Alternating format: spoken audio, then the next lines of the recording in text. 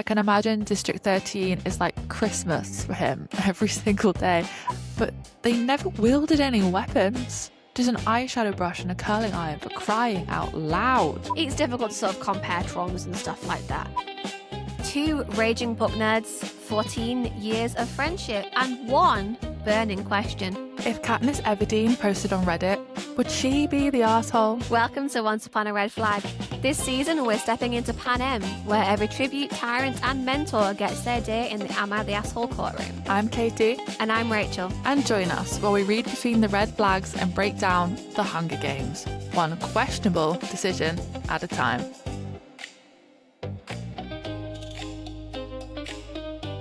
Welcome back, everybody, to episode 14 of Once Upon a Red Flag. This is a Gale episode, so you know it's going to be a little bit heated. It's going to be a little bit complicated. You know what's coming now.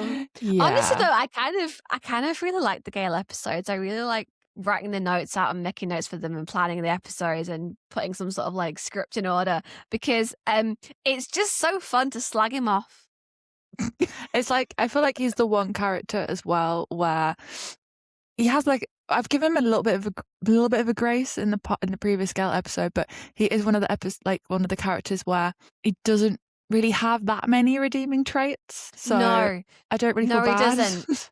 But neither does Snow or neither does Coin. Obviously, we spoke about Coin last time, but I think one of the things with Coin is everything is so political with her. With Snow, everything's so political. He's about to get a bit more political, but I don't have to engage too much of my brain to insult him. Yeah. It's just very, very simple, very, very free-flowing. Gale, you're a dickhead. Mm-hmm. Should we just go home? I've basically answered the question now then. But yeah, we haven't even read what he's asking yet, Katie, but somehow we don't need to. We don't need to know. It's Gale. We know he's going to be problematic. We know he's going to be a bit of a dick. Do we need to be here? Shall we go back to bed? Yeah, let's do it anyway. Might be fun. So, before we get into the Gale bashing session, since we last filmed, Katie, you have been down to London and you have seen the Hunger Games on stage. I'm going to point out for anyone who sort of goes, why did Katie go on her own? And she booked these tickets before this even became an actual podcast. Yeah. So it wasn't like she just gave herself a Once Upon a Red Flag outing field trip and left me behind. Though part of me is still a little bit jealous. So make me feel like I was there. I'll go again and we can go together next time. How about that? What we need to do is pick a city in the north. Either I come to yours, you come to mine, whatever. And we need to go and see songbirds to get sunrise. Sunrise. My God, I'm doing it again. I'm mixing them up. The abbreviations both begin with an S. Mm-hmm. But yeah, we need to pick a city, either your city or my city or one of them, and we go and see sunrise together. Oh my God, but then that would be an experience. Could we be quiet in the theatre, or are we going to be those two giggling in the back going, oh my God? Yeah, I guess that would be the problem. Yeah, like can we sit there and be good movie watchers in the theatre? I don't know, probably not, but make me feel like I was in London. Katie, how was it? Give me the whole experience. Tell me about Hunger Games on stage. Okay, I have thoughts. So yes, you if you are a fan of the Hunger Games and you love the Hunger Games, which obviously you are, I do recommend going because it's an experience within itself. Obviously it's like a purpose-built stage and it's really interesting, and like the setup and the design is really cool, and like all the people at the theatre wear like kind of capital inspired outfits that work there and all that kind of stuff. So I mean, that's cool. Yeah, like even before it starts, it's really cool. And then obviously when you like go in the stage, it's like all very like dark and black, and then you've got kind of these like LED lights, and then obviously all the seating's done in like districts, which I think is like a really nice touch, with obviously like District 1, District 2, District 4 and 3, whatever. They're kind Let of me like, guess. Are the careers the stall seats? Yeah, they're kind of like the spenny slices, if that makes sense. Spenny seats, because it's like a circle. Over £100 a ticket kind of seats. Yeah, the spenny. And then District 11, which is where I was obviously right at You're the top. in the gods. Yeah. But I still had a really good view. I just kind of had to like rest on like a barrier thing in front, but like that was fine. Oh yeah, were you like front row of the gallery? Like up top? Because Yeah. they are low-key the best seats to buy. I don't know why I'm Yeah. giving everyone my like booking tips on the internet. Please don't book for shows. I want to see them as well. Yeah. However, whenever you get the front row gallery view with like limited view, you're like, actually, is it limited view? Or are you just telling me that I've got reduced legroom, but I've got reduced legroom anyway because Sharon in front of me has put a bag on the back of her seat and I'm kicking that Mhm. the entire time. So you might as well just sit at the front. They're usually a Yeah. little bit cheaper I and you think get a cracking view. I think next time I go, I will probably try and get closer though, just because I feel like some elements of like the fighting and all of that part. Yeah, okay. Mind, I say that, but at one point I nearly shat myself because I was right at the top and then next, and like you leaned over, so there was like a wall, and then the next district below you. And at one point I was like really hyper focused on what's happening on the stage, and then out of nowhere, these two guys on wires were fighting on the wall like this. So they're like probably 90 like, into the degrees. theatre. Yeah. And they just turned up in front of me. And I had these two guys fighting with Oh, swords. I can picture where you were, yeah. Yeah. And then literally right in front of me. Like, I'm sat here, the barrier is here, their feet are literally on, like I had to sit back. Otherwise I was going to get kicked in the face. I mean, that's a front row seat. Yeah. And I basically watched this guy stab this other guy. Like right in front of me. I was like, it's actually slightly traumatizing, but it's fine. And then so there are some really good elements, and like the martial arts and that kind of thing are really, really good. And the stage moves throughout the performance, like but also the seating areas where people are sat moves. So like it starts, the stage starts as a circle, and then two bits of the seating move to create like a really long strip. So when they did like the chariots, they were all going down. So like you felt like you were on the Grand You were Parade or part of the whatever it is. capital kind of thing. Wow. Watching the chariots, and they would treat you like capital citizens. And when they were doing like talk show, it was kind of like interactive. They were treating you like capital audience. Like you were the odd. Oh, okay. Yeah, which was like really weird because I felt like, well, now I feel like I'm one of the capital citizens, like watching the Hunger Games, because they had things like come up like, you know, applause, laugh, boo, like on all the screens around. That's cool. Yeah, so it felt like you were like part of the filming. And then when the gong cannon goes off and they started fighting, I was like, oh my God, this is actually really brutal. Like, this is actually really horrible. And obviously, like, in the book, you're reading it, that's one thing. In the film, that's like another thing. You can be like, oh, it's film, it's fake. Watching these kids fully go at each other was actually you also know this is terrifying. fake, yes. Yes, but like, it's all very, very carefully choreographed. But I think when you've been in there for like an hour and a half, and then that's when that starts happening. Yeah. And you're a bit more immersed. And then you start seeing people like just fully going for it, fighting to the death, and like all these kids are falling, and like their bodies are going red because they're dead, and all this sort of stuff. You're like, oh my God, this is actually like, I know, like we talk about it in like a fun way because Hunger Games is like really cool to us or whatever. But I was like, this is actually horrific. Yeah, I've had like, some people say. I've heard some people say like it's different to see them like die on stage right in front of you as opposed to like even though it is fake. But like I guess so I've not seen the Hunger Games, but I've seen quite a lot of musical theatre and things live as well. I remember seeing, like, you went on by your own and just sort of sat there. I saw Miss Saigon on my own and spent the entirety of like second act sobbing. And I don't cry all that much at sad parts of films. I cry at like the bittersweet parts of Disney movies. I don't usually cry when people die. Maybe I'm heartless. Who knows? But when I'm in a theatre, End of Blood Brothers gets me every time. And no matter how many times I've seen it, I haven't seen it. Tell Me It's Not True comes on and I am sobbing every time. Yeah. So like it hits different when you are physically there in the room and there's the atmosphere around you. What was the atmosphere like? Because it's not just noise, is it? It's like the actual vibe in the room. Was everyone sort of like big into it, or? So it was a bit annoying for me because I had a group of what I'm assuming was students on my left who were making fun of it the entire time, which didn't help. And then I had two people to my right who had not read the book and were kind of having a go at it. So that wasn't great. And also I went like midweek performance, so it wasn't completely sold out.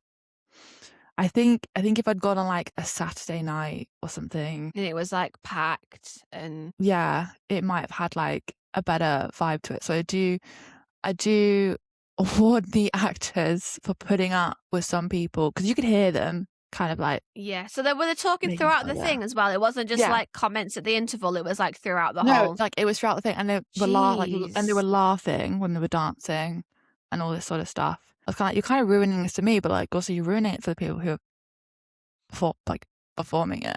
So that Yeah, wasn't great. So I feel like that's kind of why I think I want to go again, and hopefully yeah, not. get a better atmosphere and Yeah, no, be yeah. people I've been again. in theatres like that. So I don't know. Have you seen Cabaret No. on stage? I saw Cabaret for the first time when I was a student, and we went to see it, and we were all like 17 students, and we were all like performing arts students or drama students. We were all like very, very well behaved and big into theatre, and Mm. there was a group of women. This was back when it was Will Young. Am I getting names? Was it Will Young? Was Will Young in Cabaret? Let me fact check myself. I want to say Will Young was MC in Cabaret. This is obviously years ago. Years and years ago. Yeah. 2013, I saw that. Jesus Christ. But at the very, very end, there's spoilers if you haven't seen Cabaret, don't know what Cabaret's about. Skip ahead to the actual post bit.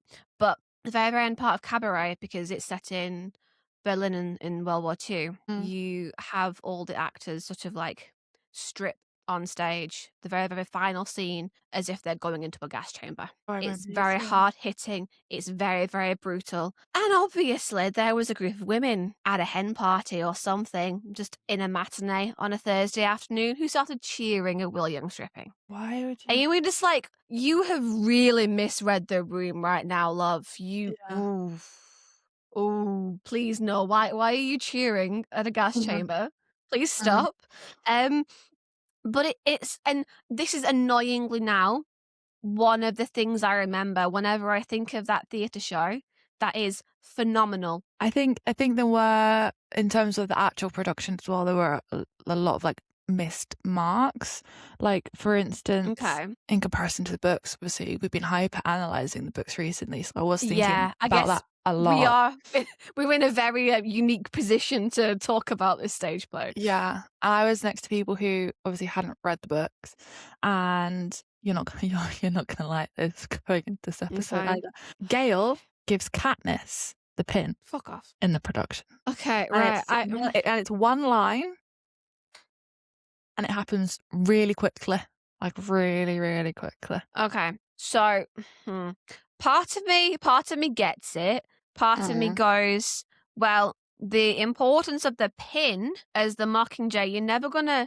You're only doing the Hunger Games. You're not doing Catching Fire and Mockingjay. You haven't condensed 3 books and 4 films into one stage play. So like the importance of the pin doesn't really come back around until later on in this. It's not as big a thing in the first thing, but at the same time, like, just get a swing. Do you know what I mean? Like, just, you've got enough extras on stage, right? Do you actually need Gale to do the pick? Can you not just create a magic character for all of 5 seconds? All you need would be a District 12 citizen swing actor. Yeah. To okay. Okay. So something Okay. I did appreciate when they were on the train. Obviously, the film omits Hamish punching Peter and kind of that situation. Fair enough. Yeah, yeah. Whereas in the production, Hamish does punch Peter. Oh. And he falls, and he also falls off stage, like fully falls off stage, fully goes for it, face plants, everything. See, I would have thought Hamish would have fully fallen off stage during the reaping. That was Hamish during the reaping. That was Hamish. He fully falls off stage, face plants. Oh, yeah, I'd like that.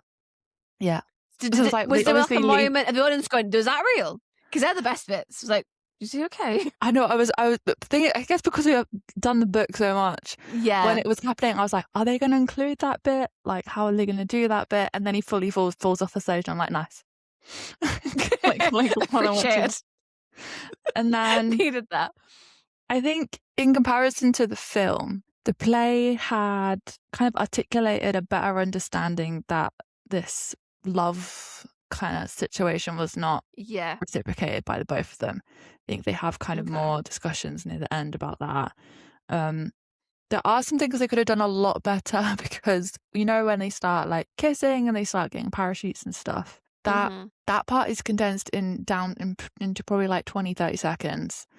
And they basically just kiss and someone just lobs a parachute onto the stage. What, like? It's not delicate. It's just thrown down. Doesn't float from the ceiling on a controlled slam kind of wire. Slam down. And then they just keep kissing and more just keep slamming down. And I'm like, you could have at least put that on a wire, or you could have actually, you know, could have figured out how to float it down. It would have, like, a float down would have been like so pretty of a stage scene to be like have them kissing in the middle and a couple of like parachutes floating. That would have been beautiful. Yeah, so they missed a mark on that. And I think the one thing that really threw a lot of people off was the American accents. There was only one that was relatively good. Okay. Oh, and when you said one, I was like, what do you mean there's one American accent in the whole thing? No, they're all American accents, but there was only one that was like relatively good and didn't break. Some of them started to sound a bit Jamaican. Okay. Yes. Which kind of obviously took you away from the what you were trying to experience and watch. I was like, oh dear. They clearly hadn't had very long to practice or but then, to test people. Okay. Did we need the accents? Did we? Because Panem is a fictional country. We are not set in America. It is the landmass that is America, but it is not America. I think did we need accents?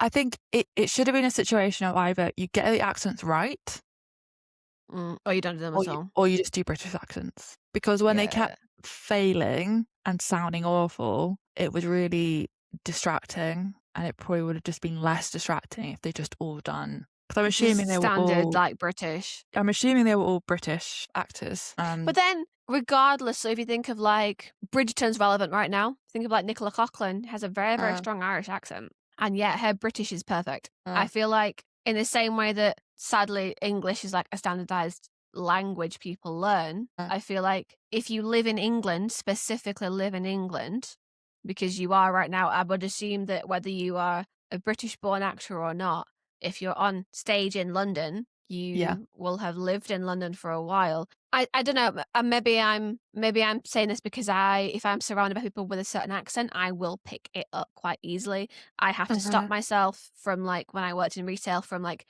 mimicking people's accents back to them when they weren't British, because I just automatically slip into what I'm hearing, the accent that I'm hearing. And so if they come in American, I have to like make sure I'm speaking in my typical northern tones. But like surely then if you're living, it would be easier to do an accent that you hear every single day. Even if you are an American actor in the UK, surely it's easier to do one person to do a British accent is to try and get everyone who is British who can't do an American accent to do an American accent. Yeah, they were very clearly pushing for the American accents, but they really need to sort that out, because it was.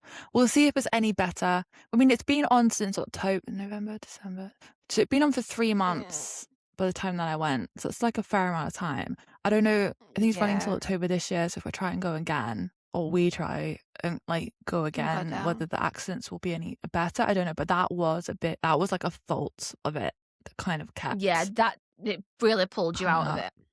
Sadly. My final question for you before we actually get into today's episode talking about Gale is, which Gale did you get? Did you get book Gale or did you get film Gale? As in, is he a bit of an arsehole, or is his arseholeness toned down? His arseholeness is toned down. And we very rarely see him, to be honest.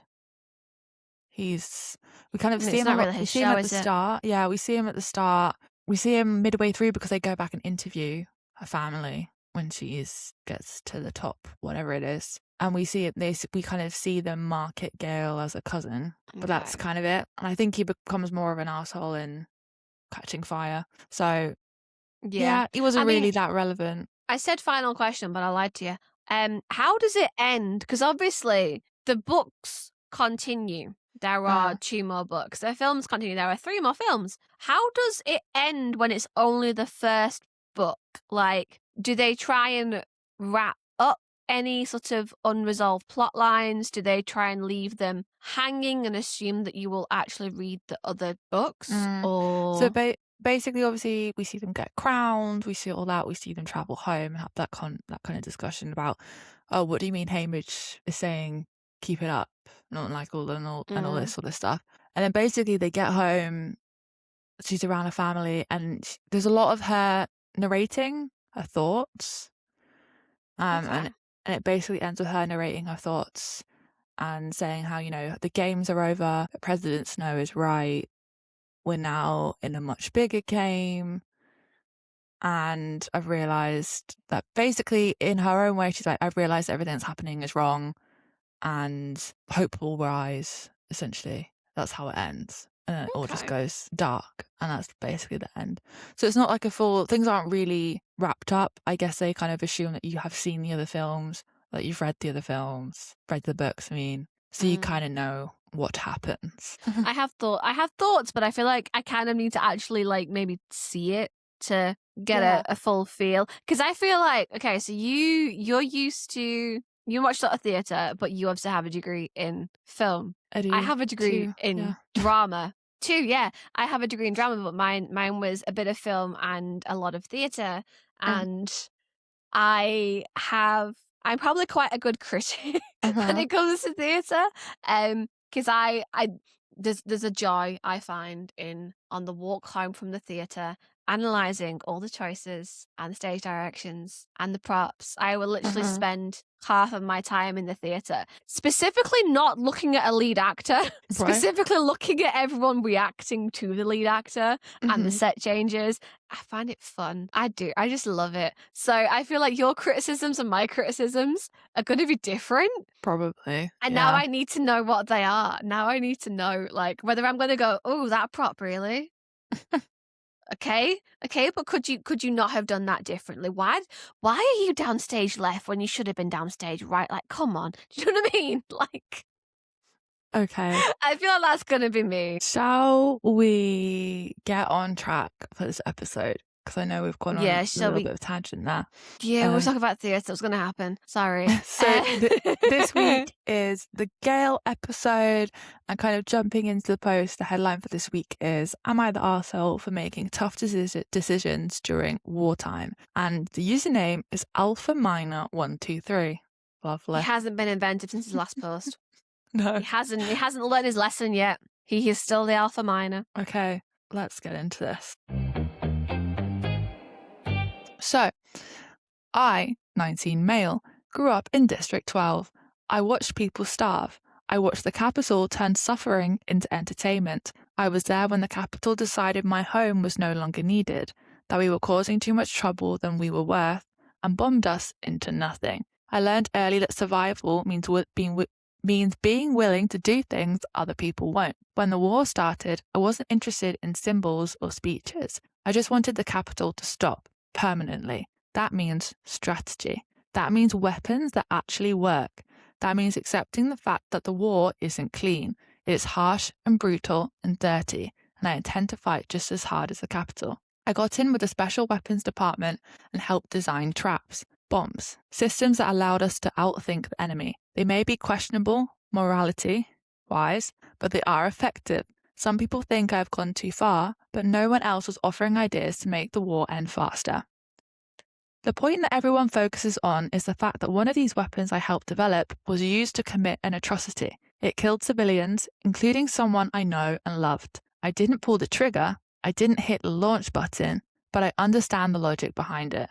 The capital has taught us that if we don't hit back harder than they do, they just keep coming. My best friend, and the girl I like, say that there has to be a line that we don't cross, something that makes us better than the enemy. But if they're going to use children as leverage, where is that line? How many lives are acceptable to take so that we can save more later? I didn't make these choices because I enjoy violence. I made these choices because I thought they would end the war the quickest. It might be a tough call from the outside, but it wasn't really a difficult decision if it stops the atrocities that the capital commits faster, prevents them from committing any more. Whether or not I'm not seen as a heartless monster, I've lost my best friend, and all hope is lost for our relationship becoming something more. So who is right? Am I the arsehole for making difficult decisions, even though my actions didn't help and did in fact help to win the war? This is a difficult one. I Yeah. think it's going to be a heavy one as well. Because, yeah, we can say it's a Gale bash, sure. But he is right. Do you know what I mean? Like, he didn't hit the launch button. And this is where, like, his debate really comes from with this. He's not the one who hit launch, but he did design the weapon. So how much, you're definitely at fault in some way, but how much at fault you are, that is the debate. Let's get into this. Let's get going. Let's do it. Yeah. So, I want to preface this by saying that we're going to focus mainly on Gale's war decisions, not necessarily his decisions towards Peter or Katniss or his other red flags surrounding Katniss, because we're doing an episode on Gale and his questionable decisions in wartime. We cannot discuss any of this without first discussing the absolute destruction that the capital carries out on District 12, this boy's home, in further detail. So I'm not sure if you picked up on this, Rachel, but the more I read the opening on Mockingjay, the more and more it gets to me, like every time. Like Suzanne Collins is literally describing the ashes of District 12. The skulls piled up everywhere, the teeth, the jaws. Like, these are burned bodies from the capital's bombing of District 12 after the Quarter Quell. And Katniss is she's literally wondering who the skull belongs to. And if her skull and her jaw and her teeth would look the same. Like, it really makes you visualize the complete annihilation of the district and the loss of life that has happened there. Like, 90% of the population is dead, and only 800 or so citizens of 12 are now refugees in 13. Can you imagine sitting in your town or city and imagining 90% of that population just gone? Yeah, and then It's I crazy. guess just looking, it's not even the being sort of stood there and the being like knives of people. It's literally the destruction around you as well. It's literally like, oh, I remember that house, I remember that building, and now it is just gone. And you've got to remember the idea that it's not even like alien invasion. They've all been beamed up. They might be alive somewhere. It is literally like they burned to death in that house. Yeah. And yeah, I pulled this same quote, this same section of when she's like stumbled over the rock and she's like, "Oh, I fell over something." No, that's a skull. That's a skull. It's like, it hit me hard, but I possibly pulled it for a different reason than you did. So like, you're actually showing a lot of compassion for Gale right now. A lot more than I am about to in this episode. Because the point you're making here is that everyone in 12 sort of went through hell, and Gale went through hell, and that has to influence like some of your decisions that you make in war.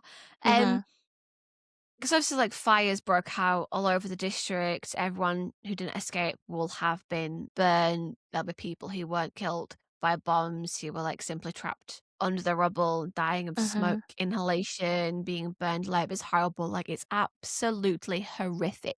Yeah. And Katniss, obviously, we're saying this with Katniss's eyes. She didn't see any of this. She's just like bumped into this skull on the floor and it set off these thoughts. She wasn't there to witness it. She was just seeing the aftermath and like all the lives of the people that are reduced to nothing that she knew, that she grew up with. Like, and part of me thinks as well that one of the horrible things about this as well is that the capital, I don't know what you think about this, but I think the capital would definitely have the means and the technology to identify each individual person. And yeah, like, I watch enough crime dramas to know that you need like dental records and stuff with like burn victims because of like DNA and things like that. But you aren't telling me that the capital doesn't have that stuff on file. Detailed records of their property, just in case they need to identify like downed rebels to figure out a plot. Like, I think they've got enough of that information. They are toxic enough to have done that, but they don't care about the lives. They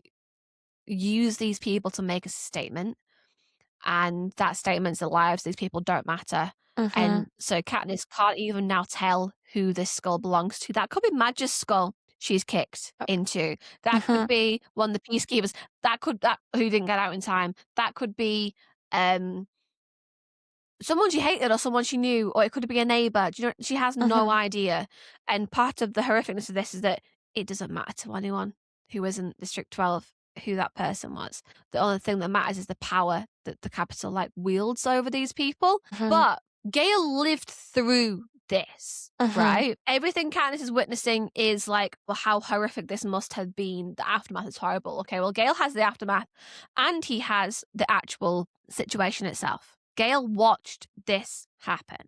And then, as like we're going to talk about in the episode, he then sinks as low as the Capitol. Like there is two types of response to this, or at least two types of like response to this woman becoming a rebel. And Katniss doesn't want this atrocity to be repeated for anyone. She has the compassion to recognize that no one deserves this at all, no matter what they've done. No one deserves this. But that is not the approach that Gale takes. Gale decides that if the Capitol can do this, well, then so can the rebels.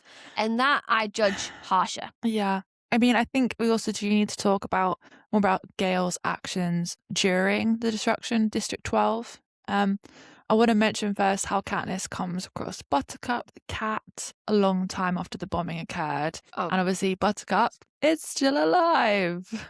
Yay. Yeah, but I like not to think about this. He seems relatively okay, and Katniss really doesn't want to think about how Buttercup has kept himself alive. And to be honest, either do I.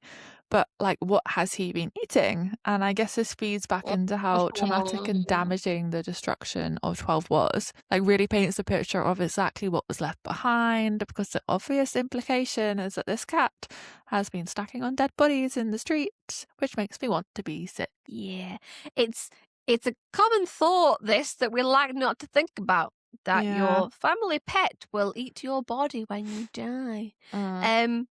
Cats are still predators, let's face it. They are never truly domesticated. I love my cat. I love him to bits. So I try not to think about this fact too much, but I have seen him eat flies he has caught. I have seen him try to eat his own vomit.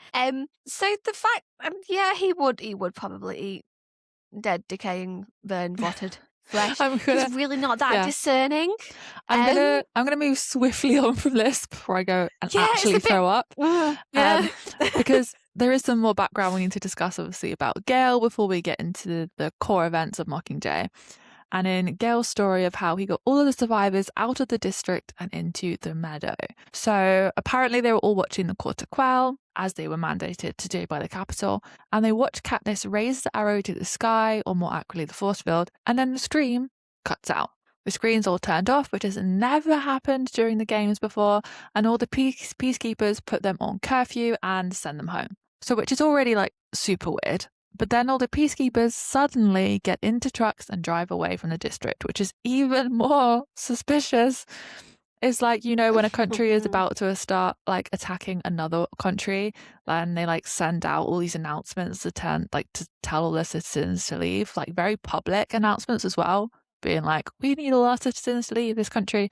Like the only difference here is that this is all the same country, and they're telling the Capitol's peacekeepers to get the hell out instead, and the completely innocent District 12 citizens are just going to be murdered, basically, to send a message. And like, they are still the smallest district and the least likely to rebel, or if they do, they probably aren't really going to make much of a difference in the grand scheme of things. Anyway, Gale says when he obviously like sees this happen, the peacekeepers leaving, he knew what was going to follow. So he rounded up his family and anybody else like he could get his hands on and took them to the meadow. He didn't get a lot of the merchants, right? I guess because he was based in the seam and it's too far away and probably just didn't work out logistically. So that meant like whole families, like we spoke about, like Madge and the mayor and the mayor's wife, Peter, like his parents and brothers, like they would have all died in this attack. So Gale leads all these families to the meadow, and for I think around 3 days. He helps him stay alive. And he's probably like the only one with any experience outside of that fence, like any experience with hunting. And he is probably then like the only one with any skills to try and keep all like these terrified people alive and fed. And the whole time he is probably thinking about the capital, like, and how they must know that some people have survived and like will live to tell the tale. And like you're like in the meadow and you're wondering if people are going to come back and try and finish the job. And you don't know what you're going to do. You don't know where you're going to go. It's terrifying. I have so many thoughts and comments on this. Okay. So, okay, let me start off by saying I don't remember how much of this is from the books and some from the films. But I assume Suzanne Collins had a hand in the adaptation process. Yeah, Correct me yeah. if I'm wrong. Most authors did. have some sort of say. So I'm gonna take it as canon. I'm gonna take it as this is what Gale would have done if it had been sort of like detailed to that extent. Context: I'm currently reading the War of Lost Hearts series by Carissa Broadbent. Like that's like the Daughter of No Worlds, and I'm currently on the Children of Fallen Gods. But one thing that keeps coming up, and I don't think this is a spoiler for that series because, you know, title of the series, but there's a big ass brutal war going on. There's a line here about how dead men don't remember your name. Basically, the idea of killing off everyone is pointless because then you haven't really made a statement. Because there's no one there to remember the statement. So here, if the capital killed everyone off, like what statement has that made? Like Katniss and the rebels are the people they're making this statement to. But is it more brutal if everyone dies and like leaves Katniss alone in the world, or more brutal if only some people die and like not others? And then she would be left agonizing over why someone's dead and someone else is alive, like why Delhi survived and Madge didn't, and why Peter's brothers are dead, but Grease says somehow is okay. Like, District 12 is not a rebel threat anyway, really. So leaving these guys alive, like they're a small district to begin with. And there's now only 800 of them. As a force, they aren't that big. They could be very, very easily controlled. So keeping them alive is not the risk, really. I think it's more that the threat was allowing Katniss from 12 to rally other districts. So 12 was just a tool to quell Katniss. I think if they wanted everyone dead, like everyone dead, they would have had like peacekeepers surrounding the district to make sure that no one escaped. Second and final, like, bomb fell. Yeah. Like they wouldn't have fully retreated. So what I'm saying here is I think that it makes sense for the the district citizens. It makes sense for the District 12 citizens to be afraid and be worried. But Gale has all these rebellious ideas. I think he probably kind of knows that if they're not dead after day one, that they probably might be okay to an extent. Like that no one's going to directly come to kill them off. They think they've got everyone or whatever. Because I'm not sure that would be worth capital resources at that point. But do we think Gale knows that or not? How much? I question Gale a lot here. I question Gale a lot for whether he's accurate about his heroic acts. But I also question the credit he receives as well. Because he is basically hailed as being the reason that all these people survive, right? Even though, like, Katniss says he's like loath to accept it at this point. Like at the very, very start of the novel, she's like, it's not that interested in that. Do we believe that? What do we think is the reason that Gale saved all of these people? Because he needed bodies to fuel his own rebellion plan? Or like, was it out of the goodness of his heart? Did people see Gale leaving and then follow Gale? Because I think the implications that Gale rounds these people up, the idea of Gale being the hero is that Gale goes rounding up these people. Do we think Gale is running around the scene rounding up people, or do we think there are people outside just already? And it's like, well, we're going over here. If you want to come. And then a stream of people start to follow him instead. I mean, there's 800 people, so there's no way he like got all these people rounded them all up as they were coming in. So it's probably more a case of like he bans on a couple of doors and like people he definitely wanted to take. As he's walking then, on his route. Yeah. He's not going backwards on himself, is he? No, probably not. That's so I like kind of because then he obviously gets granted like the Communicov in District 13 has direct access to command, as we will like discuss, and he gets quite pally with coin. Obviously, like he wouldn't have known that he was going to be rewarded in District 13 this way. He didn't know District 13 existed at this point. But then is he loath to accept this honor? Is he loath to accept the honor originally because it isn't as it's been made out? Because he didn't actually go out and directly like elect these people? Or is he faking the fact that he loathes to accept it? Because he does like really dive into his role in 13, let's be honest. Yeah. I don't know. It's all just a bit questionable because the boy who says, I don't want anything made in the capital, I'll run away with you, but not with Peter. I'll run away with you, but not with Hamish, is now dragging 800 people. And I get that he has kept them alive, or he's kept them alive as much as he can, 800 people in the woods. I'm not entirely sure how much power he would have. There must be someone older who is more suited to leadership, someone who has like a superiority in the mines. Yeah, he can hunt, granted, but he's not hunting food for 800 people. This is not some biblical miracle. That is not possible. It is not like one fish will feed them all. No, it will not. Like how much is he having to set snares and stuff? Is he trying to train other people at the same time? Those actions I could applaud. But I'm not treating him like a firefighter going running into burning buildings to rescue people. Oh no, that's not Gale. Is how it's not Gale. No. It's not Gale. But I also think that he is rewarded as if he did do that. I think it's all because he just realised what was going to happen. And obviously he knows how to get to the meadow. He probably had that in the back of his mind. I'm assuming all the electrics were like turned off. And he was like, right, we've got to go. We're taking the family. We're taking Katniss's family. And then we're going to take anybody else that we could basically get on the way, bang on their doors, tell their friends, this is where we're going, follow us, kind of thing. And then got there and managed to help everybody for like 3 days. And then got awarded for it, basically. I have a question. Where are we assuming that Prim and her mother are during this? Have they gone back to their house in the Seam? Are they with Hazel and Gale after this happens? Or have they gone back to their Victor's house? Because if they're in their Victor's house, they're on the opposite side.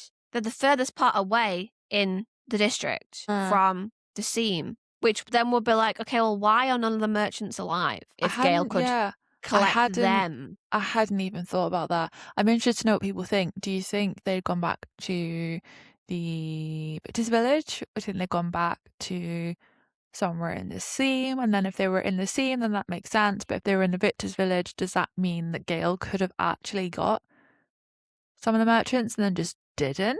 I may have answered my own question. So their registered house is still in the Seam. Yeah. Are they allowed to stay in the house while Katniss is in the Hunger Games arena the second time? Because the idea is that she's going to die, and it's Katniss's house. It's not her mother's house. So when they all got like confined back to their houses and put on like curfew, does that mean they had to go back to their Seam house that they haven't been living in for months? Yeah, that would make sense. The same house. That would make sense. Yeah, maybe it was the same house.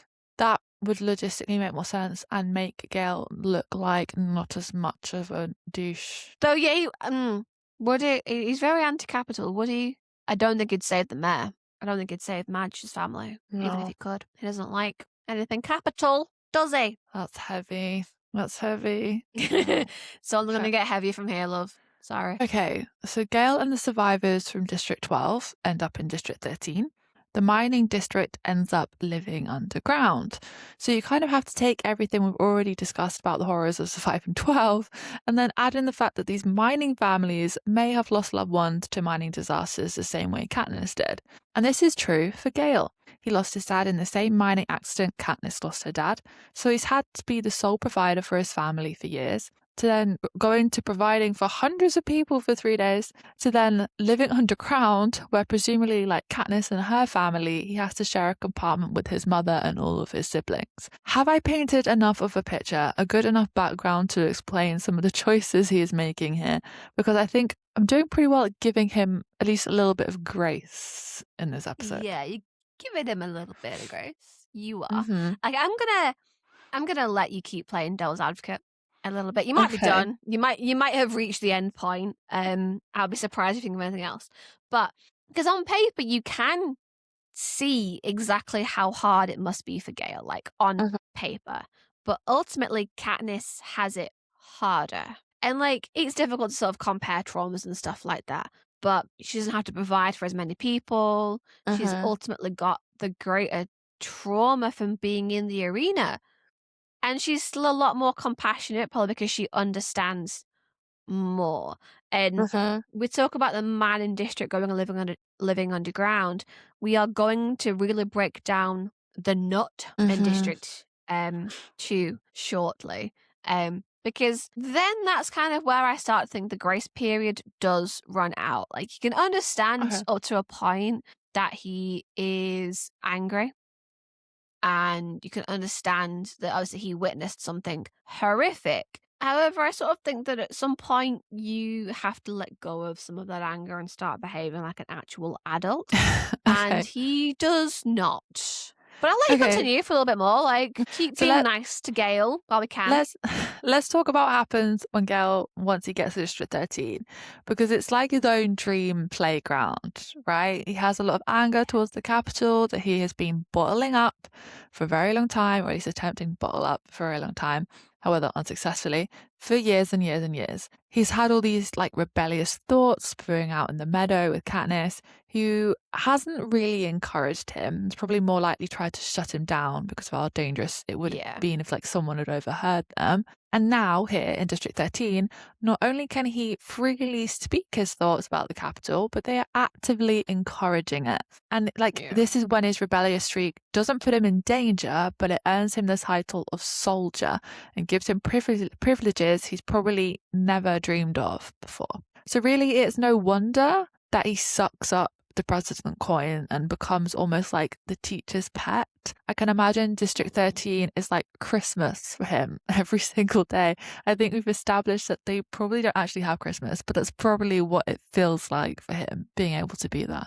Yeah, I feel like it's the birth of Christ. I consider them like celebrating the birth of President Snow, at least in the capital. Districts don't get to celebrate anything, so I guess at least he has something he didn't have before. But like, as we discussed before, at least they've been touting like Reaping Day kind of as a holiday. Like, you get the day off work or school, but you have to like watch a kid die. Now, he doesn't get the day off work or school, but he's like living his work life doing something that he's passionate about, which is essentially just taking down the capital. Like, Gale has landed his dream job and he gets given his like, flashy communicuff, and like it's a device reserved for the most important people. And sure, like he loses the privilege of having it. I think we're sticking up for Katniss, but he was rewarded for being a rebel here. Like, he must love it. Love it. Yeah, I think he does. I think he loves it a bit too much. I think that is his problem. But then again, before we move on, quick question. Does Gale just have an obsessive personality? Is that like where this is coming from? Is he like, because he does sort of like obsess about Katniss. Yeah. It becomes Katniss or nothing. And here he now becomes rebel or nothing, war or nothing. Yeah, so potentially. Is that where it comes from? Potentially. Obviously, that doesn't excuse his behaviour, but it does explain it in some ways, possibly. Yeah, it might supply a little bit of context.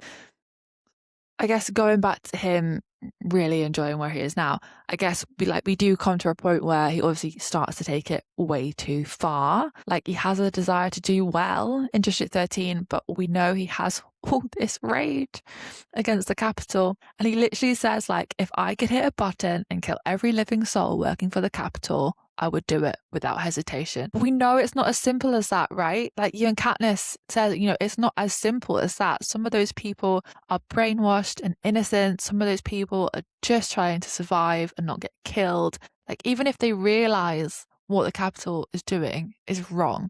But Gale just does not seem to get that. ever. It just doesn't get through. It's the bit where it's like, yeah, without hesitation, like no questions asked. Gale would kill everyone and doesn't even think twice about it, doesn't even think anything of it. And this is where like District 13 becomes the worst place for him to be, because he just gets enabled with this behavior. Because as we see with Coin's actions, who is like his new bestie, they very, very aligned with what they believe. We see with Coin's actions, as we talked about in the last episode, like she wanted to capture the victors for like imaginary war crimes. The treatment that she gives Katniss's prep team, both Coin and Gale see everyone involved with the Capitol as the enemy and will sentence them all to death. And if we stop to really think about who is included in here, that includes Avoxes. They don't have a choice in working for the Capitol, but they are working for the Capitol. I think we've established so far in this podcast that victors also technically work for the Capitol once you win. We know peacekeepers aren't always signed up voluntarily. It's often a case of being coerced. You get signed up for 20 plus years and then you get pardoned for some supposed crime. Yeah, you can say it's a crime, but how many of those crimes, quote unquote crimes, are actually a crime? How many of them are just, we're going to pin this thing on you because you've supposedly done something very, very minor and now we're going to punish you for it? Technically, by working in the mines that are like you're working for the Capitol, because everything is for the Capitol. Gale. So that would mean even you worked for the Capitol because they are the ones who profit off your coal mining. Like, and then we haven't even started looking into the Capitol's residents who like build the arenas and why they build the arenas. Like, are they coerced? Are they blackmailed? Are they bribed? Maybe we should actually start arguing over the semantics of what working for the Capitol means, Gale, you know, before you hit that button and kill yourself as well. Like, Madge's mayor dad worked for the Capitol, but he was still district. Katniss worked for the Capitol as a victor, but in his mind, there's no nuance. It is black and white, Capitol or rebel. If you aren't fully with us, you're against us.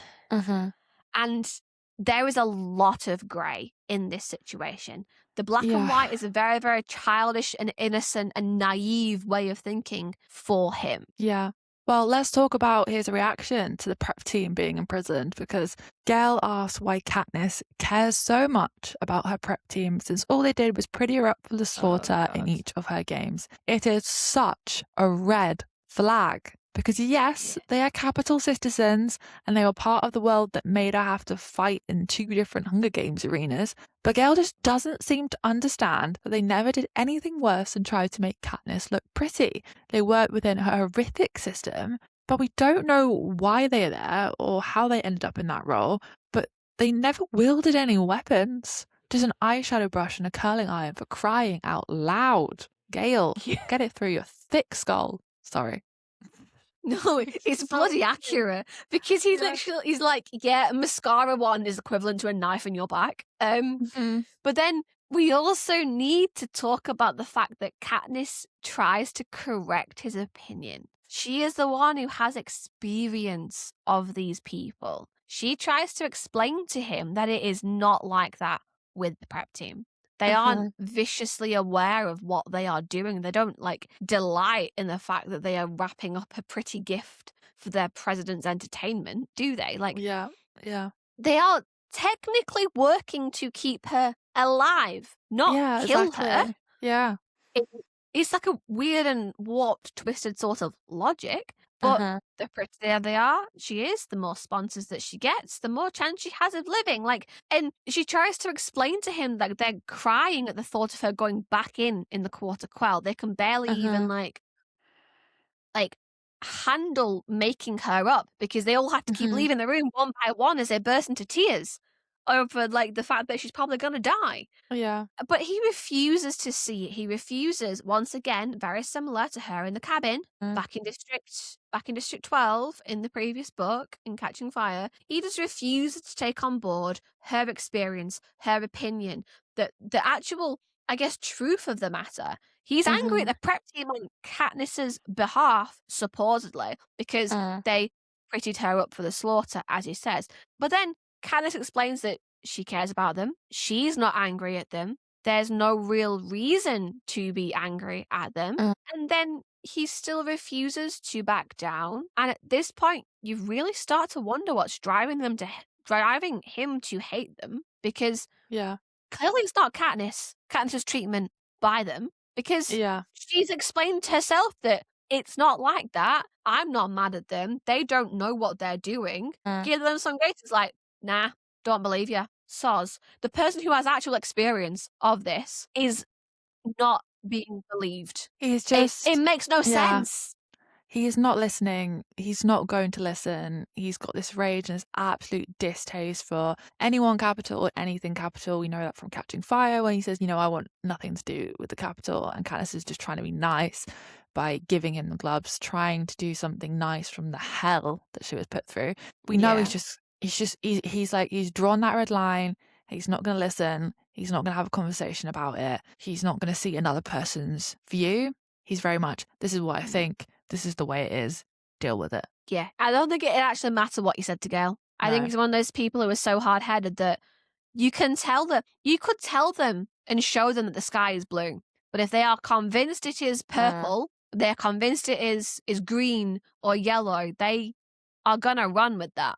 No matter what you tell them, no matter what evidence you give them. I'm pretty sure Katniss literally says at one point that there's no point in trying to change Gale's mind because it's not going to work. I think she starts to realise that. She says something like, at one point she goes, he's not going to like change his opinion or change his mind, but that's one of the reasons I trust him. Because he's not going to turn the tables on her. But then somehow, like, he still does.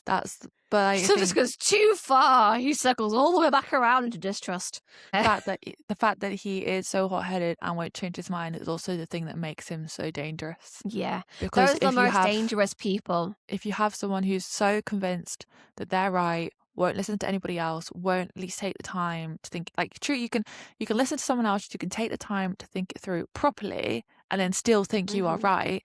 But if you won't even consider another person's point of view, think about it, those are the people that are so dangerous because they're never going to use their full brain. And unfortunately, if you look into any Facebook comments section, you will find at least one of those people. Oh yeah, you'll find a lot. And that's a scary thing. I guess that's part of what makes Gale such a I guess, polarizing character. Because if you're one of those people, probably like Gale. And if you're one of those people who actually has a bit of, I guess, awareness of there being two sides to every story, and your side might not always be the right side, then Gale becomes a really hard character to like. Yeah, 100%. Okay, I think the next important thing to discuss is Gale's approach in District 2 when they're trying to capture the nut. Yeah. It effectively represents the last big push before they are free to attack the capital. These are the last supporters of the capital in District 2. The nut as a concept, as perfectly described on fandom.com, and I'm going to use their description because I honestly can't do a better one. So the nut is a virtually impenetrable mountain in District 2, where the heart of the capital's military was housed and moved to once District 13 was quote-unquote destroyed in the dark days. The mountain was nicknamed the Nut because it's a tough nut to crack. The capital has their hover planes there, the military meeting rooms, arsenals, barracks, all that sort of stuff.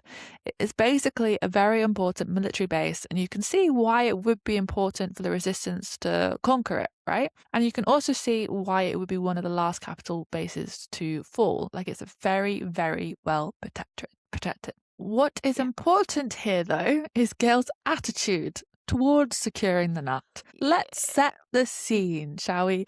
You have a round table discussion because people Katniss refers to as the brains. She is there, Beetee is there, and she isn't surprised to see Gale there, expecting Gale to have been brought by Beetee because these two have been working on traps together. You've also got key District 2 players here as well. You've got leaders of the rebels in this district, not just the people flown in from District 13. And everyone in this room is trying to think of a way to crack the nut. And the majority of the people in this room are focusing on how to get these guys to surrender without too much loss of life. They've already attempted some tactics that have proved to not really have any impact at all. And then we get Gale piping up with Gale's plan. For all intents and purposes, Gale's plan is to effectively kill them all. Are we surprised? Yeah. He wants to trap No. the enemy inside the nut, cutting them off from supplies and making it impossible to send out the hovercrafts. He wants to do this by bombing the mountain, not to destroy the mountain itself, but to cause an avalanche that blocks the routes in and out for their planes. Boggs then points out that the ventilation system is very sophisticated in the nut, but it is nothing like what District 13 has. The avalanche would block their air vents and suffocate everyone inside the mountain. Beatty then points out the escape route. People inside could still escape through the train tunnel that leads into the square in District 2. Great, good. This way they aren't completely doomed. Escape, not attack. They are escaping.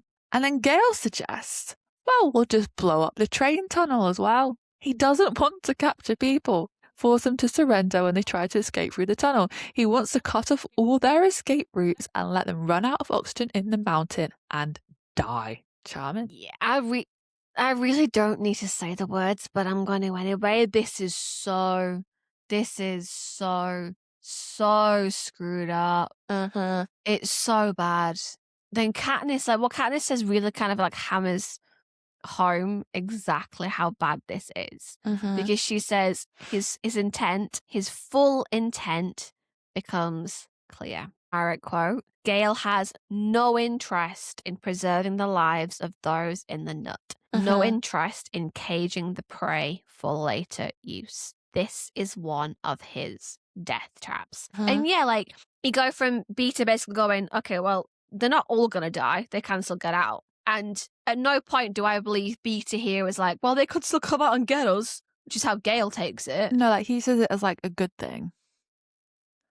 Whereas yeah, he's Gale like, doesn't. okay, cool. Like, no, like, what do we think of this? Like, what do we think of this is one of his death traps? Like, I'm both shocked, but also not shocked by like the response from Gale. Like, yeah, I guess. I'm partly shocked because we all know his dad and Candace's dad died in the same mining accident, and the nut before it was a military base was an old mine.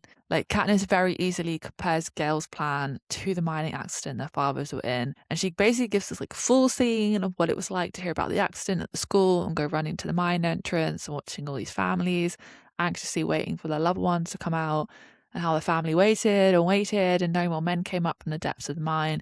And knowing that the worst thing had happened, but being like unable to accept it. And then Katniss starts wondering how Gale could ever wish that fate on another human being, especially without any emotion in his words, just like he is stating a fact or talking about the weather.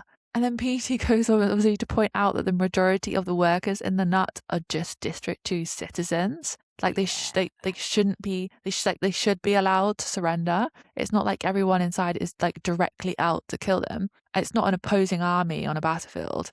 And Gale's response is just to say it doesn't matter. Like they will never be able to trust them again, presumably because they haven't. Like he says, they'll never be able to trust these people again because they haven't already rebelled and are still going to work inside the nut. Like once again, presumably due to the capital's coercion or like an outright threat. It's nothing new to Katniss. Like he's had all these thoughts before, but because these thoughts were like only dangerous to himself, if the capital got wind of it, they would have they would have punished him. Like now these thoughts are dangerous to other people because he can actually act on them. Like he has the support of District 13 and this whole like arsenal of weapons. And he even says like he would kill the rebels who were in there and the District 13 spies in the nut as well. It's such a cold-hearted decision to make. So I'm shocked because of everything I've just said, but I'm also not shocked because we know what Gale is like and we know how dangerous he is, and he now has like all these things he can use. And yeah. And it's just a more extreme repeat, I guess, of that comment earlier about if I had a button and I could kill everyone who worked for the Capitol, I would push it without hesitation. He's literally doing that. There's no nuance, once again, of the people who are inside. But I'm gonna add more context to this as well. I'm going to add some more direct quotes into this because it makes it worse. What I'm about to say makes it so much worse as well. Okay. I know you and I like make notes for these like episodes differently, and you focus on like an overarching narrative. I sit there and I pour over like individual sentences and word choices, and it's my own little treasure hunt. So Lime, who I often get confused with Paler, probably because Paler gets pushed in from District 8 to District 2 in the scene in the movies. Probably where it's coming from. Lime is one of the District 2 rebels, and she is the former victor. It's not Paler, it's Lime, who is running the rebels in District 2.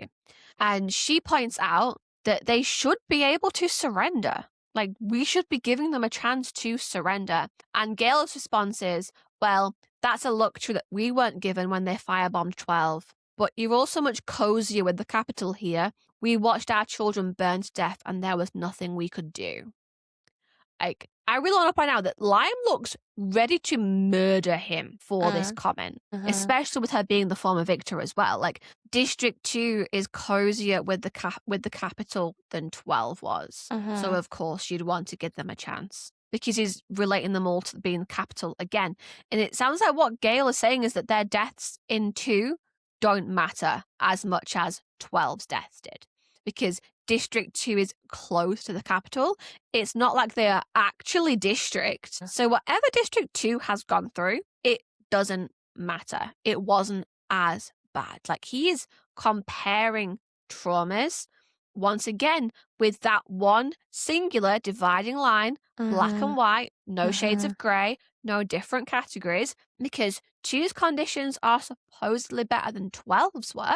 Because they are the career district and get more privileges. There's no doubt about that. They are better off than 12. But because they are more capital than 12, their deaths are fine.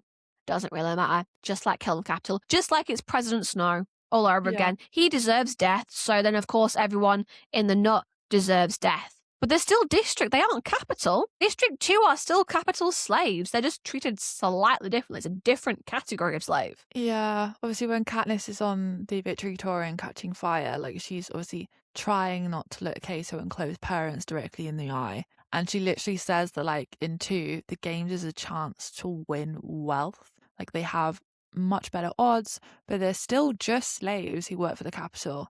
And again, Gale doesn't seem to get that, like, at all. Yeah, and I'm gonna flesh out the spies comment a little bit too, because Katniss once again literally tries to point out to him that his opinion is wrong.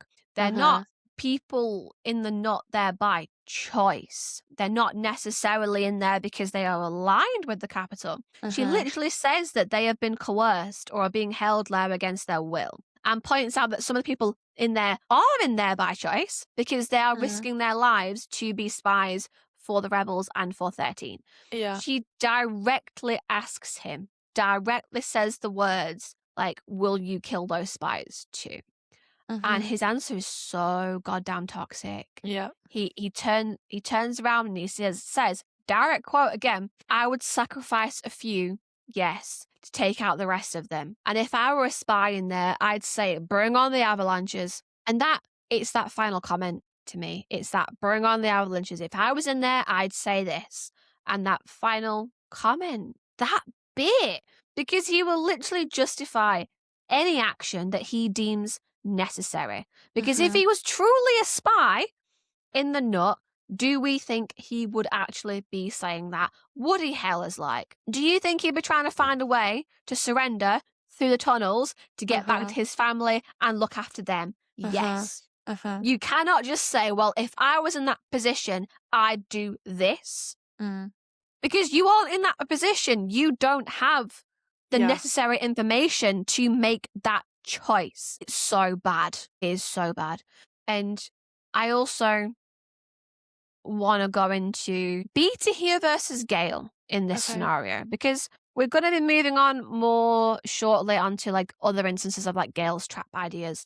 And he's obviously like developed those weapons in conjunction with Beta. And yet I'm more inclined to judge Gale harsher than I am Beta.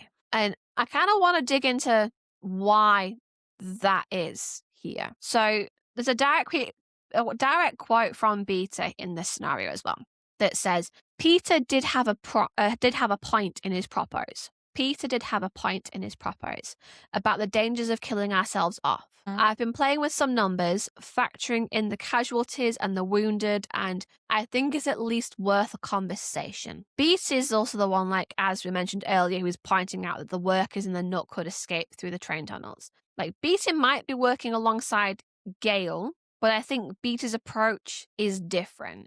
He has lost a lot more than Gale has, once again. Like, Gale has all this anger fueling him, but his hardships in comparison aren't as terrible. He's fighting the capital, but the people who the capital has harmed the most have different approaches than Gale does. Gale's going at this harder than people who actually have more of a reason to want the capital, like, ended. And obviously we'll be talking a lot more about Beatty's backstory when we get around to summarize on the Reaping.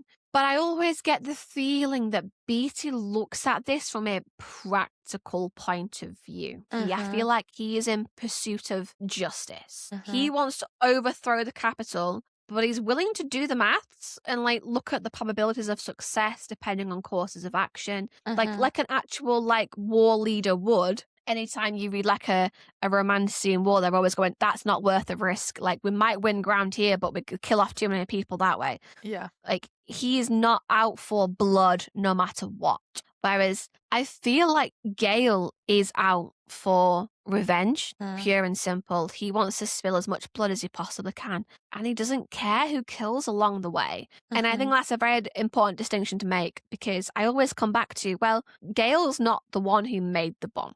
He designed it in conjunction with somebody else. Gale's not necessarily the one who's acting on this plan.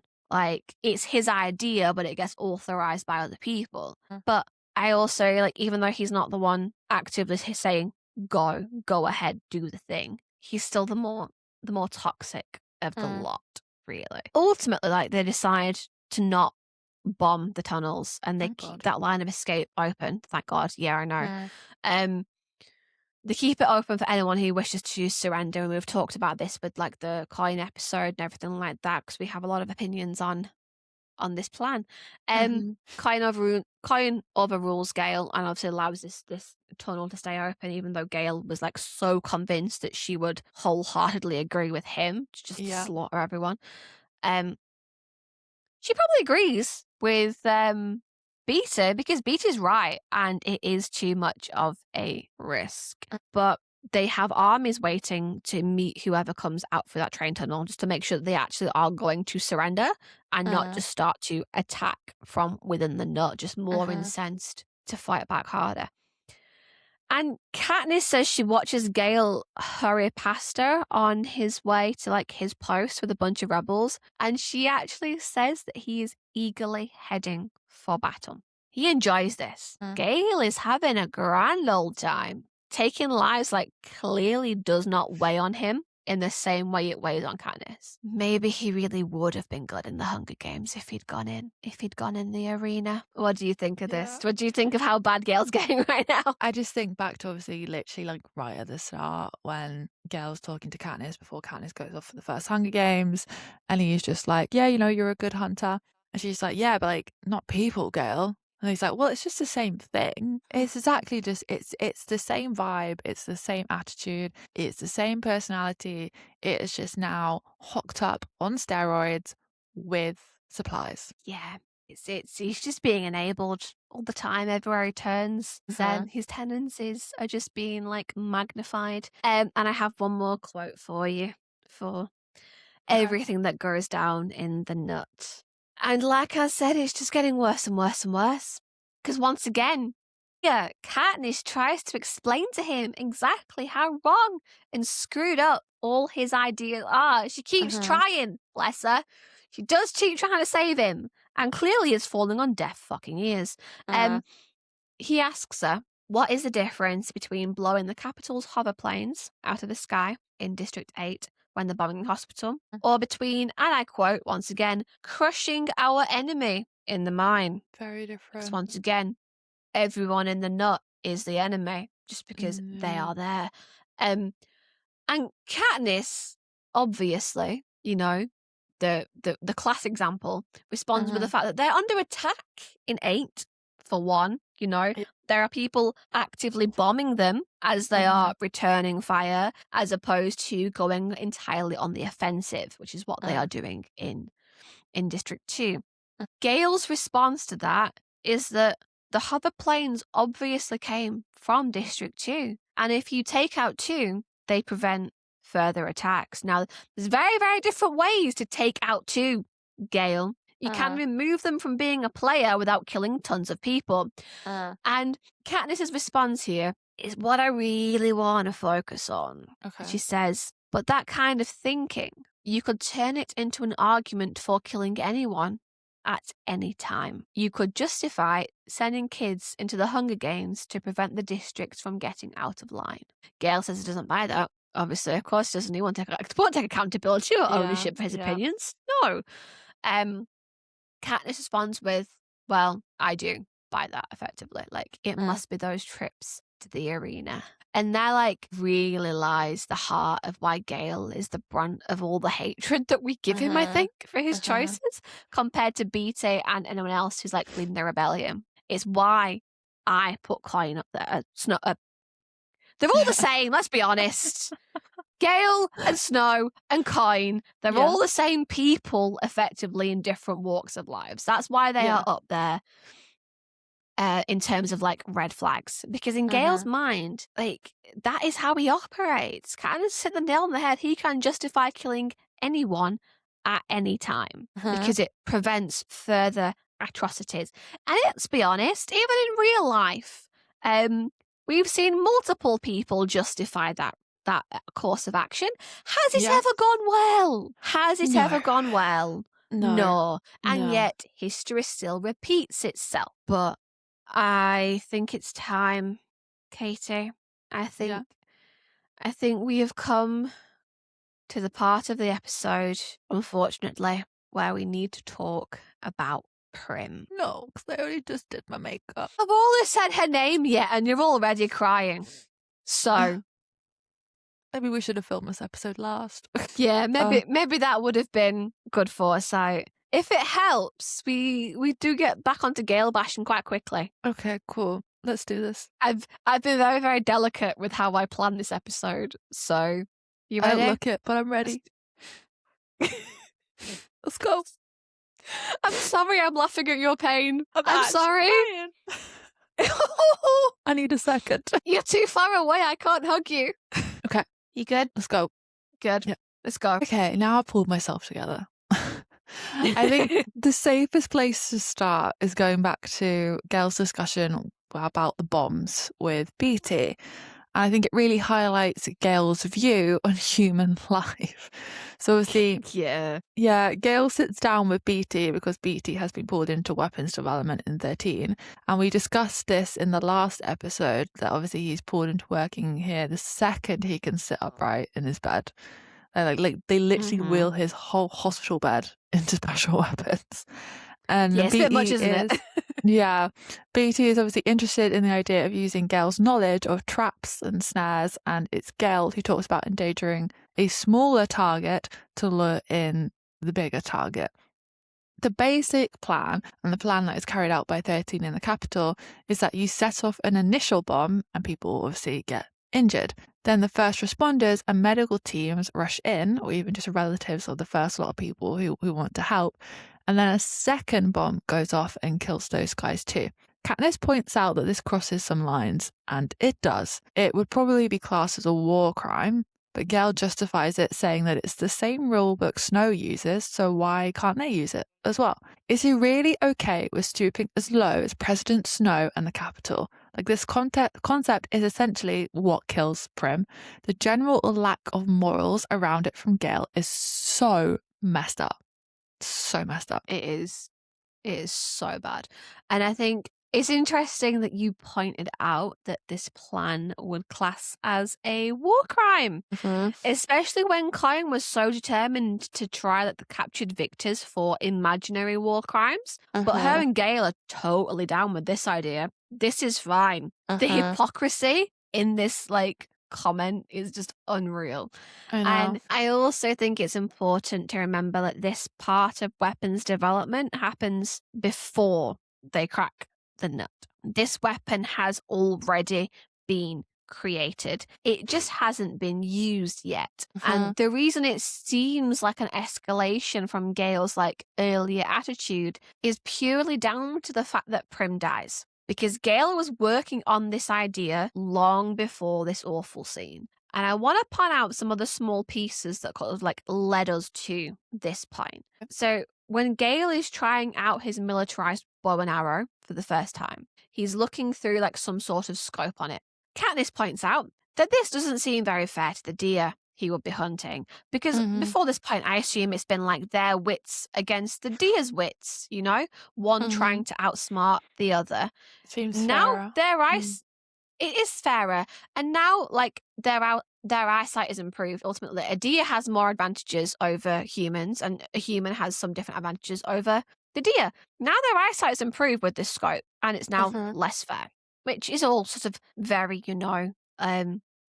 justified conversation, justified comment. It really shows how Katniss views hunting and hunting animals. Gale's response, that I should point out, Gale's response is, I wouldn't be using it on deer, would I? I'm sorry, Gale, what? And then Katniss obviously follows this bit up with, so it'd be easy on you, using that on people. And he has like the classic brush off response of, well, I didn't say that, which is true in the literal sense of it being true. Those are not the words that he said, but it is heavily bloody implied. Now, he thinks and talks like taking lives so easily is so simple. Like, it's no hesitation, no regret from him. Same comment as before. It's just like hunting. It's people, Gale. It's not animals. It is so simple for him. And then he says something about, well, if he had the weapon that would have helped him save 12, stopped Katniss from going into the arena, he would have used it. And I've wrestled with this comment, wondering if that's true and whether he would have used it for the right reasons to save Katniss, or would he now use it in hindsight to save Katniss from finding Peter? It sounds a lot like the if I could kill everyone who worked from the Capitol comment. And I settled on the fact that I think it's true. I think he would have used that weapon to stop Katniss from going into the arena. But I don't think he would have used it for the right reasons and not in the right way either. I don't know what you think of this. I just feel like maybe he thinks he's got good intentions, but he never actions it properly. It never actually comes across the right way, and it just always seems so morally messed up. And he strikes me as the kind of guy who is like, oh, well, I was thinking of doing this for you, or I was thinking of doing this, but I couldn't. And it's a thought that counts, like all this kind of thing. And it's like, oh, if I had a weapon, I would have used it. And like, would you have? Would you? And would you have used it because the idea of the Hunger Games itself is barbaric? Or would you now use it in hindsight because it would have made you a hero and you like the life that you now have? It's the chronology, like all of this leading up to these final couple of scenes now, and we're going to talk about more, because I think the hardest hitting part of Prim is what happens after Prim. Some of this aftermath is where the toxicity comes from, because it's hard to talk about Gale in the concept of Prim's like death scene, because he himself is not involved in that. He has developed the weapon that kills Prim, but he's, like we say, is not the one who has pressed launch. At the point that Prim dies, he is like in the hands of a peacekeeper in the Capitol, where he supposedly like is trying to escape. Obviously, he no longer has his nightlock pill. He's given that to Peter. So it's very hard to say, oh, well, this is the concept of like how Gale was involved in Prim's death. He's not the one who directly shot her. But that doesn't like stop his level of culpability at all. And I think it's going to really, really hammer home the bit, like talking about it after, which is possibly more the bit where you will cry. This section I did sort of like keep as calm as possible. Okay. However, it's going to get pretty graphic now. I'm sorry. I'm sorry. So, I think you may have braced yourself for the wrong section. Um, so, so brace yourself now. Here's your warning. Okay. Because it's very bloody obvious that this bomb caused like Prim's death, and it's like very, very, immoral and a war Uh-huh. crime and so Uh-huh. goddamn messed up. It's unreal. Uh-huh. But I guess moving on to like talking about what happens with Gale after all this, I think this is probably almost as telling as his actions during the war, and we're going to talk Yeah. more about like Katniss's reaction to it all as well. So obviously, Katniss doesn't figure out that District 13 was likely behind Prim's death until after the war, after a conversation with President Snow. And we're like talking about this a lot in the last episode on President Coin, which you should totally check out if you haven't already.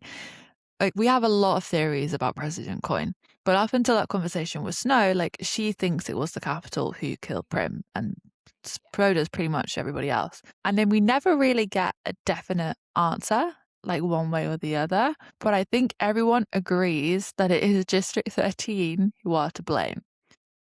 Ask Gale outright. And Gale says neither he nor BT knows if it was their bomb strategy that was used, or whether it was the Capitol or Coin who hit the launch button. But what do we think about what Gale says? We obviously decided in the last episode who we think is the culprit, but do we think Gale knew the bomb would be used for something like this? Do we think if he realised Prim might have been in the firing line, that he would have still built it, or would that have changed his opinion on the whole idea? Okay. I'm going to say it. I don't think Prim would have changed his mind. Okay. I really don't think it would have. I think he would pursue winning this war at any cost. Okay. Any.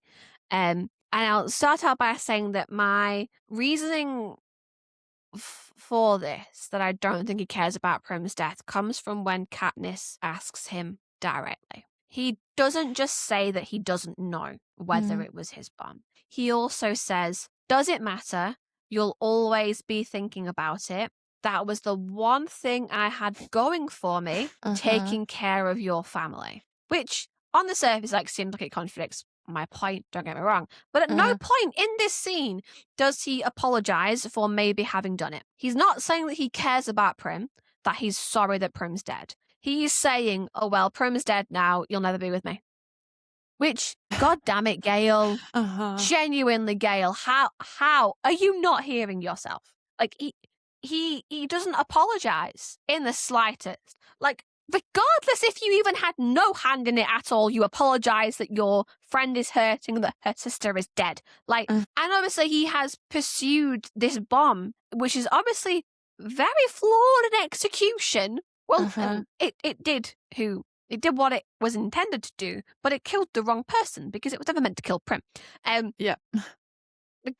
And even then, regardless of who dropped the bomb, if you're going to call it Capitol or District 13, say it was Gale's bomb, say it wasn't, they clearly invented the same weapon.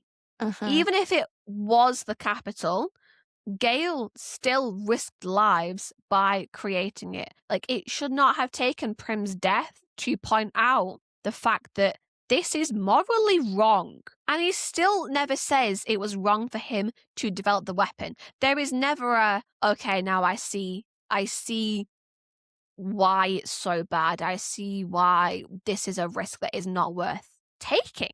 He doesn't grieve, like I said, with Katniss over Prim's death. He doesn't mourn Prim at all. What Gale is upset about here is the fact that he lost his shot with Katniss, not that he killed Prim. Yeah.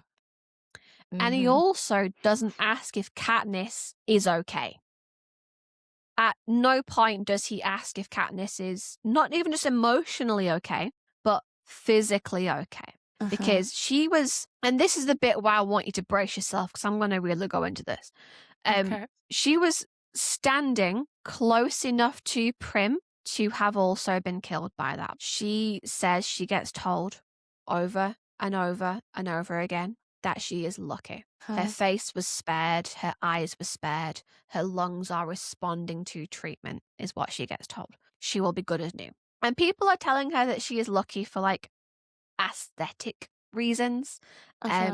But the subtext underlying all of this is that the rest of her body has had multiple skin grafts. She clearly inhaled a crap ton of smoke as well. She literally says that she watched her little sister become a human torch. That's the hardest line for me to read.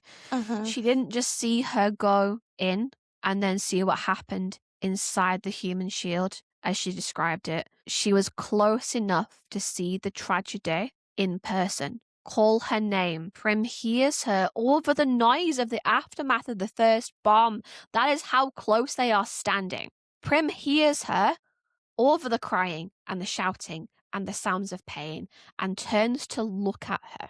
That's how close Katniss was to this. And the sad thing is, if Gale knew it would be used against Katniss, if Katniss would be that close, if Katniss would have been at risk, I think he would have thought twice about it. At that point, if Katniss could have died and not Prim, then he would have been bothered. But even then, Katniss was at risk. He can't find it in himself at all to find words of comfort or try and take back his part. He can't take it back. But he doesn't even try and repent or say, if I could take it back, I would. But his part in any of this, he can't find that in himself. There's no admission of potential guilt because he obviously doesn't know if it was his bomb. He's just assuming. But then he won't even say, if it was, I'm sorry. None of that happens. And it's this section that removes any grace to me that we could have ever given Gale. Because he supposedly loves Katniss. Yeah. And her sister is dead. And she herself very clearly almost died. To have that many skin grafts and her lungs require treatment to that extent, she was close enough that it could also have been her. And it might have been because of him. There's no guarantees, but it might have partially been his fault. And there is no, for what it's worth, you're right, we went too far. Even that would go some way to clearing his name with Katniss. And yet he cannot bring himself to say that. You okay? He's such a dick. It's a good job that by the end of this book he is far, far away from Katniss. Because I also, part of me does think, I don't know whether you think of this, maybe it'll make you feel better. Do you think it would ever, that little bit that I just sort of painted so heartbreakingly that I made you cry, I'm sorry. Do we ever think that in the same way that Katniss realizes, and we will talk about this more in the next episode, how Katniss realizes and shoots coin, do we ever think that at any point it would hit home, like Katniss as an adult would look back and go, Jesus freaking Christ, Gale, that was bad? Do we ever think she would draw that line and be like, you know what, Gale, sod you, no, cut out my life now? Everybody has different processing speeds, right? And we know our girl Katniss's is on the slower Quite slow. side.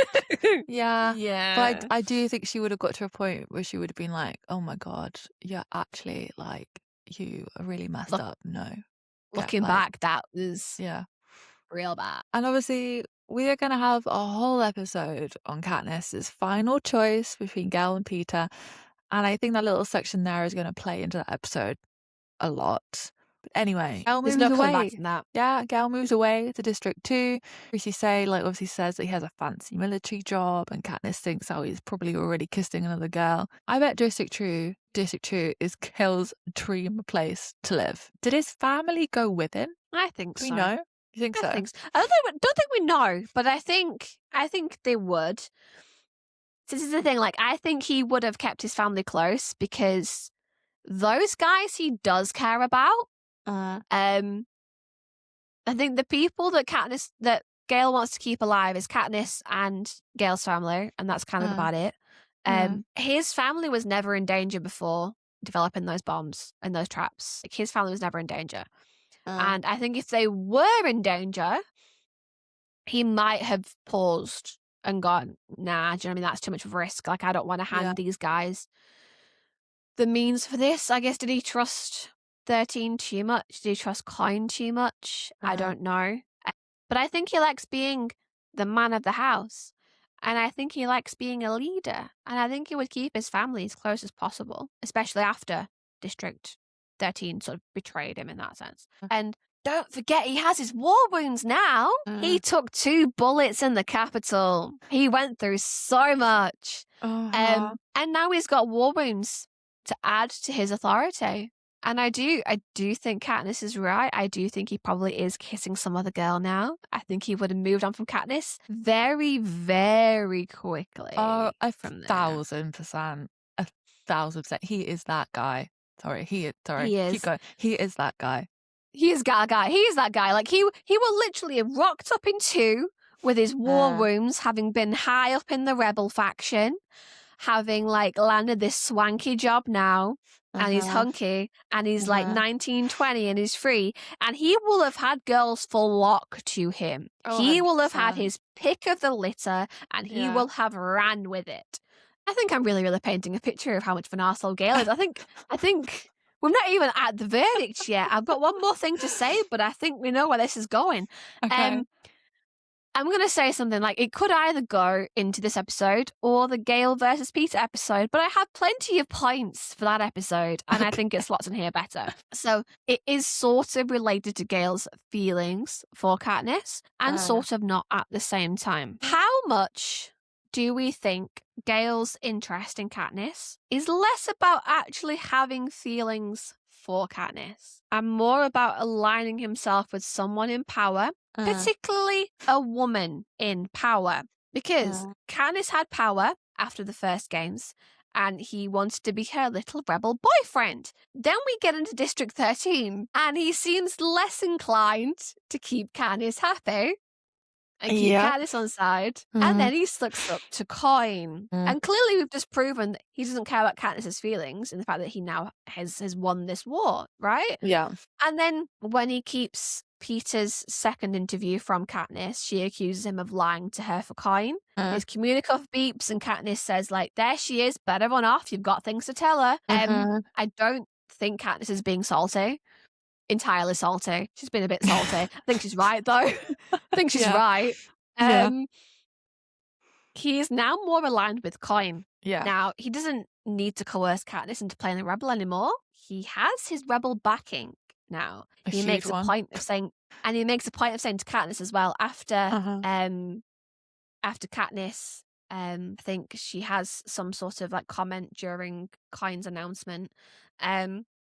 He says that one of them needs to be accessible to Coin. And it's not going to be Katniss because Katniss is butting heads with Coin. So Gale is going to be the one accessible to Coin. And then he gets this fancy job in District 2. Paler is now in power. She's a rebel leader in 8. In the film, she's shown helping out in 2, which I guess would be, I guess it would be a plausible thing. Yeah. But even if she wasn't there to directly help him crack the nut, even like within the book, it would have been feasible for Paler, another district leader, another part of the rebellion, to know of Gale's actions in 2, with her being like a key part. So there seems to be a pattern forming here. And like I say, it explains his lack of apology over Prim. He doesn't need Katniss to be his little rebel in. He had Coin. And now he has a lovely little promotion given to him, presumably by Paler. Or given to him by Coin that Paler does not take away. So, is Gale the arsehole for making tough decisions during wartime? Thoughts? Oh God. I think Gale, when he has written this post, has been really, really kind on himself. Oh, of course he has. I don't think we can call these tough decisions during wartime, Gale. I think Beatty is making the tough calls. He's doing the work. He's analyzing the numbers. He's working out if the sacrifice is worth the gain. That's a tough call. When you're balancing those numbers, that's the tough call. Gale doesn't care about sacrifice or gain or balancing either of them. He just wants the enemy dead, no matter the cost. He is the literal embodiment of the phrase, an eye for an eye makes the whole world blind. I guess the question is, how much do we give him grace? Well, let's start at 100%, okay? And then we say, does Does he get any grace at all? He has been through some rough stuff, don't get me wrong, and ultimately the capital is worth overthrowing. I'm going to go 90% asshole. I was going to go 95%. Yeah, I think I'm being Asshole. kind. You're being a bit too Yeah, kind. he's up there, For isn't me, he? it's like, obviously, yes, sometimes we do have to make tough decisions during wars, but I don't think his decisions were tough decisions. His decisions were things not based off being like analytical, level-headed, figuring out what was the best thing. His decisions he wanted to make, the things that he said, were made of just pure hatred, being kind of unforgiving, not understanding another person's perspective, not putting himself in other people's shoes. He's being very closed-minded. He was like, yes, he's been through stuff, but so has pretty much every single other person in every single other district. You know, he never went to any games. He kind of got the standard level of pain that most of the districts have had. So really, screw your head on, mate.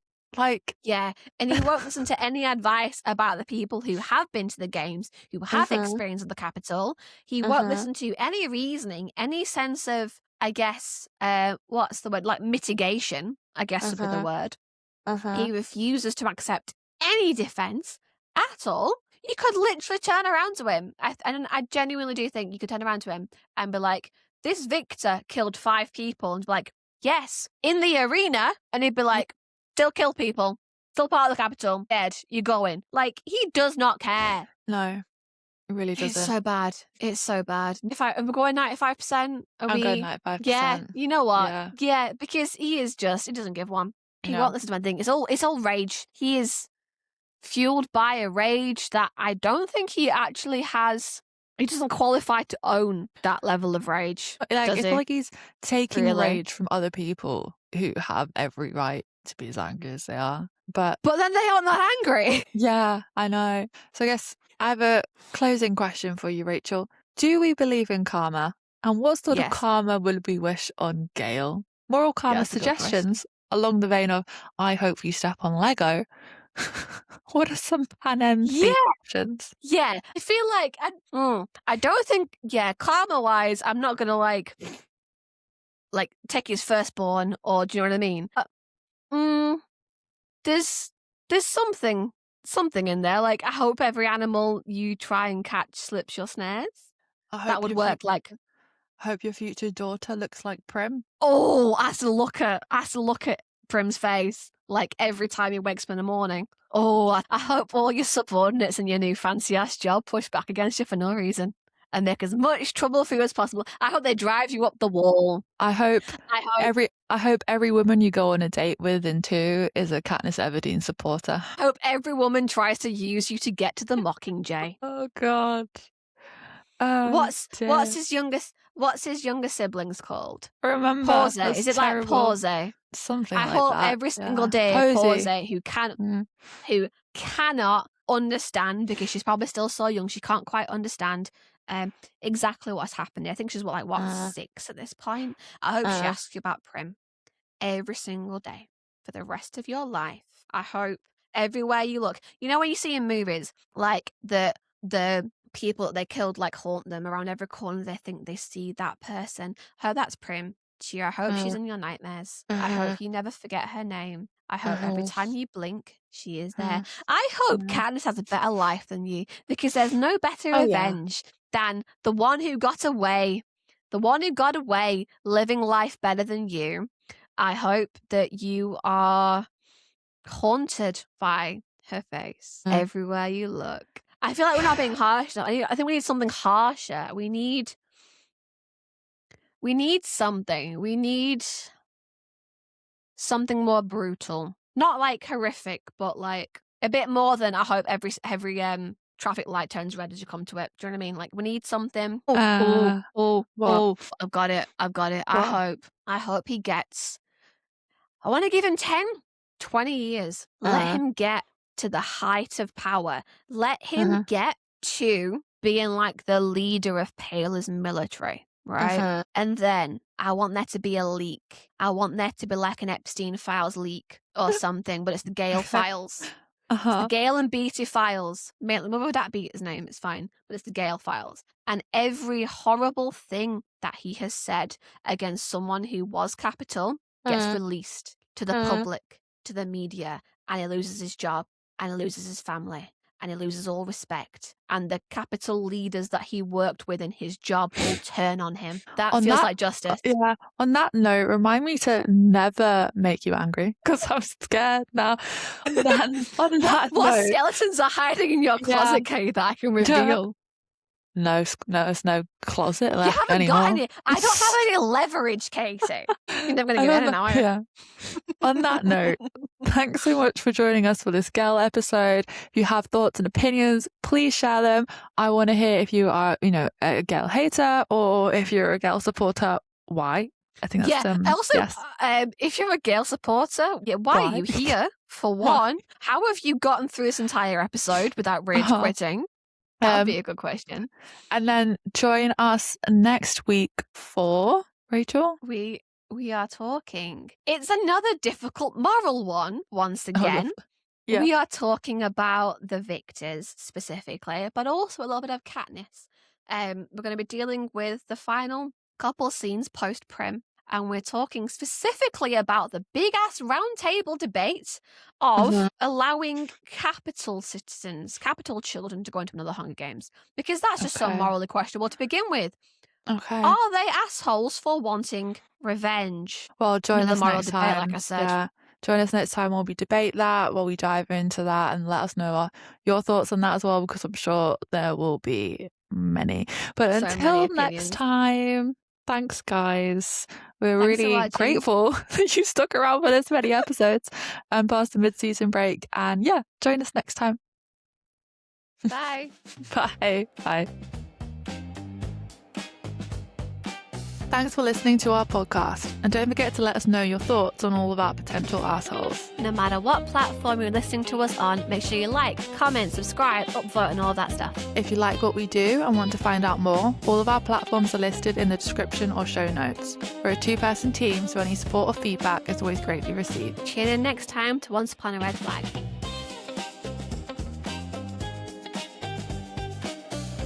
Maybe we should actually start arguing over the semantics of what working for the capital means, Gale, before you hit that button and kill yourself as well.